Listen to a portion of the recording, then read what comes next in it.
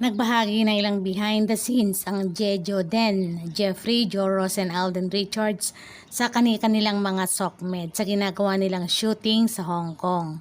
Caption ni Jeffrey, kung may batang Quiapo daw, syempre may batang Hong Kong. Ang tsura nila dito parang nag-aayuno pag mahal na araw. Kaya komento ng mga nagbibirong netizens, ano nangyari kay Ethan? Nasobrahan ng pagkamiss kay Joy. Meron pa nga nagsabi, iniwan lang ni Joy si Ethan, nalosyang na. Ay, grabe.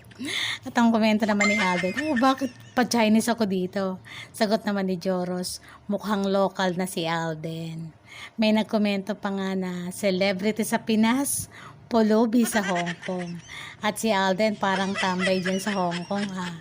Puro katatawanan, puro kalokohan. Ay, grabe talaga ang mga batang Hong Kong. Tingnan nyo naman yan guys kung gaano kagwapo. So, yan lang muna share ko for today. Manatiling nakatutok. Bye!